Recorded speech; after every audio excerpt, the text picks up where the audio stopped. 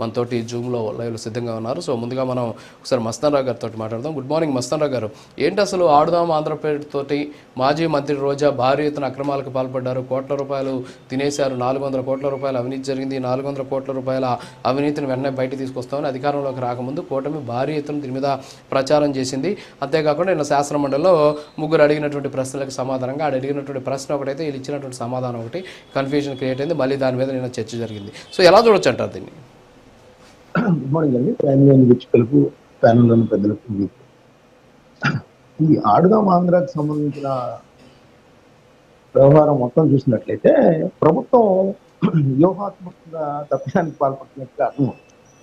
అంటే నిజానికి ఒక 5 నెలల క్రితం ఒక రాష్ట్ర క్రీడా సంఘానికి సంబంధించిన ఒక కార్యదర్శి హోదాలో ఉన్న వ్యక్తి విజయవాడ పోలీస్ కమిషన్కి ఒక కంప్లైంట్ చేశారు. ఆడుదాం ఆంధ్రాకి సంబంధించి భారీ ఎత్తున అవినీతి జరిగింది, దీని మీద దర్యాప్తు జరిగి ప్రజాధనం ఎంతైతే దుర్వినియోగం ఉందో దాన్ని మొత్తం వెల్లడించాలని, ఎవరెవరు ఉన్నారు దోషులు, ప్రజాప్రతినిధుల, అధికారుల ఏంటి అనేది ఆయన కంప్లైంట్ చేశారు. సో ఆ సిఐడి దర్యాప్తు ఎందుకు ఇప్పటి వరకు చేపట్టలేదు, లేకపోతే చేపట్టినా కూడా ఎందుకు ఇంకా లోతైన దర్యాప్తు జరగలేదు అనేది అయితే నాకు తెలియదు. నిన్న రాంప్రసాద్ గారు ఇచ్చిన క్రీడల శాఖ మంత్రి ఇచ్చిన సమాధానంలోనే ఆయన ఎక్కడా కూడా కన్ఫెషన్ లాగా లేకపోతే పలానా వాళ్ళు అవినీతికి పాల్పడ్డారనేది ఎక్కడా లేదు.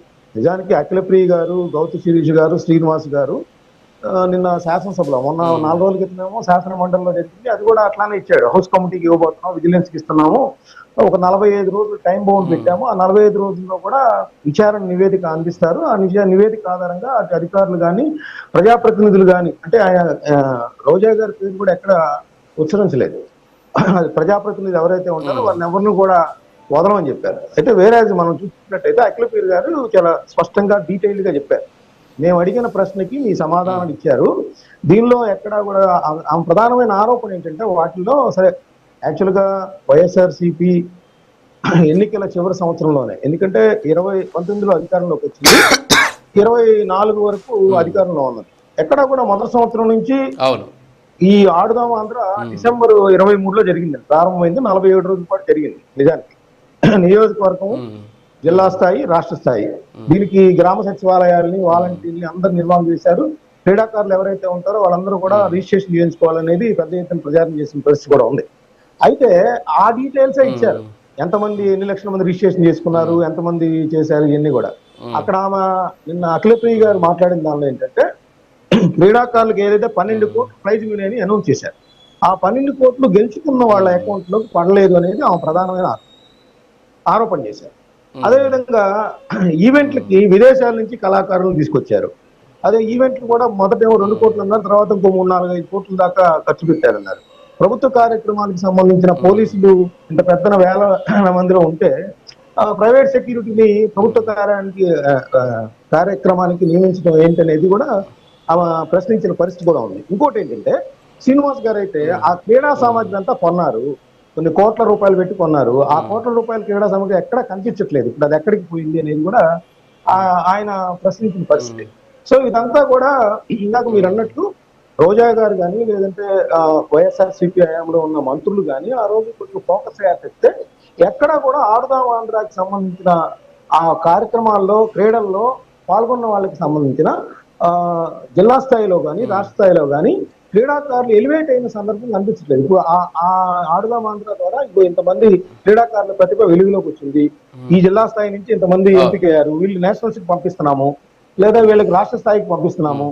అంటే వాస్తవంగా మస్తాన్ రావు గారు, ఇప్పుడు వాస్తవంగా ఏదైనా సరే క్రీడలకు సంబంధించి మనం చూసుకుంటే క్రీడలు అనేవి అసోసియేషన్ గేమ్స్ సపరేట్గా ఉంటాయి, అలాగే స్కూల్ గేమ్స్ ఫెడరేషన్ నిర్వహించేటటువంటి గేమ్స్ సపరేట్గా ఉంటాయి. అందులో అండర్ 17 ఏజ్ వైజు గేమ్స్ నిర్వహిస్తూ ఉంటారు. దానికి ఏంటంటే వన్స్ ఈ గేమ్స్ నిర్వహించిన సందర్భంలో రాష్ట్ర స్థాయిలో ప్రతిభ కలిగిన వాళ్ళు నేషనల్స్కి ఆ గేమ్స్లోనే వాళ్ళని సెలెక్ట్ చేస్తారు. కానీ ఇక్కడ కేవలం రాష్ట్ర స్థాయిలోనే ఆగిపోయింది. ఇందాక మనం అనుకున్నట్టు క్రీడాకారులకు అందాల్సినటువంటి ప్రైజ్ మనీ కూడా వాళ్ళకి అందలేదు. ఇదొక ప్రశ్న. ఇంకోటి ఏంటంటే ఇప్పుడు శాసన మండలిలో ప్రశ్న అడిగినప్పుడు వాళ్ళు అడిగినటువంటి ప్రశ్న ఏంటంటే క్లియర్ కట్గా ఆడుదాం ఆంధ్ర పేరుతోటి జరిగినటువంటి అవినీతి ఏమైనా జరిగిందా, దానికి సంబంధించినటువంటి వివరాలు ఇవ్వండి అని చెప్పేసి వాళ్ళు ఒక 7-8 క్వశ్చన్లు అడిగారు. మొదటి క్వశ్చనే ఇది. కానీ ఆ ప్రశ్నకి సమాధానం చెప్పలేదు. అక్కడ ఆ ప్రశ్నకి సమాధానం చెప్పకుండా ఏం చేశారంటే ఆడుదాం ఆంధ్ర పేరుతో ఇన్ని కోట్లు కేటాయించాం, ఈ ఇన్ని కోట్ల రూపాయలను ఫలానా డిపార్ట్మెంట్ ద్వారా ఖర్చు చేశారు, దేనికి ఎంతంత ఖర్చు చేశారనేటువంటి వివరాలు ఇచ్చారు. దాన్ని మాత్రమే, ఆ సమాధానాన్ని మాత్రమే ఈరోజు వైసీపీ సోషల్ మీడియాలో భారీ ఎత్తున ప్రచారం చేస్తున్నారు. ఆడుదాం ఆంధ్రలో అవినీతి జరగలేదని చెప్పి క్లీన్ చిట్ ఇచ్చేసారని. అక్కడ అవినీతి జరిగిందని కానీ జరగలేదని కానీ ఎక్కడా కూడా వాళ్ళు ఇచ్చినటువంటి లిఖితపూర్వక సమాధానాలు ఎక్కడా కూడా లేదు. అయినప్పటికీ కూడా ఒక కన్ఫ్యూజన్ క్రియేట్ అయింది. దీని మీద ఏమంటారు? అంటే అదేనండి, నేనేదంటే ఇప్పుడు ఆయన గణాంకాలు ఇచ్చారు. ఏ రోజు నుంచి ఎప్పుడు నిర్వహించారు, ఎంతమంది పాల్గొన్నారు, బ్రాండ్ అంబాసిడర్ ఎక్కడెక్కడ వేదికలు జరిగాయి, ఓపెనింగ్ సెరమనీ ఎక్కడ, క్లోజింగ్ సెరమనీ ఎక్కడ, వాటికి ఖర్చు ఎంత అయింది, ఆ గణాంకాలు ఇచ్చారు తప్పితే ఆయన చివరిలో ఒక ముఖ్యం ఏం చెప్పారంటే విజిలెన్స్ కి హౌస్ కమిటీకి కూడా మేము దీన్ని రిఫర్ చేస్తున్నాం అనేది చెప్పారు. అవినీతి కనుక ఏమైనా నిరూపితం అయితే, అంటే నిరూపితం అవ్వాలి. సిఐడి ఇంతవరకు సిఐడి చేపట్టిన దర్యాప్తు ఎంతవరకు వచ్చిందో కూడా దాంట్లో డీటెయిల్స్ లేవు. అంటే ఆ మంత్రి గారు హోంవర్క్ కూడా వీరికి చేయలేదు అనిపిస్తుంది. నిజానికి ప్రజలకు వాస్తవాలు తెలియాలి. వాళ్ళు కంప్లైంట్ ఇచ్చారు, అది బురద జలగానికి ఇచ్చారా, నిజంగా వాళ్ళు అవినీతికి పాల్పడ్డారా అనే విషయాన్ని తేటతెల్లంగా ఉండాలంటే ఆ దర్యాప్తు ఎందుకు చేపట్టలేదు? ఒత్తిడి ఉందా, లేకపోతే అధికారుల మ్యాన్ పవర్ లోపం ఉందా, లేకపోతే ఏ శక్తులు పనిచేస్తున్నాయి? ఎందుకంటే ఒక ఆరోపణలు పెద్ద ఎత్తున ఒక 120 కోట్లు అంటున్నారు. నిజానికి 120 కోట్లు కాదు, అఖిలప్రియ గారు ఇంకో ఆరోపణ చేశారు. ఈ జిల్లా క్రీడా సమాఖ్యల దగ్గర నుంచి ఉన్న నిధులు కూడా వాడారు, మొత్తం 400 కోట్లు అంటున్నారా?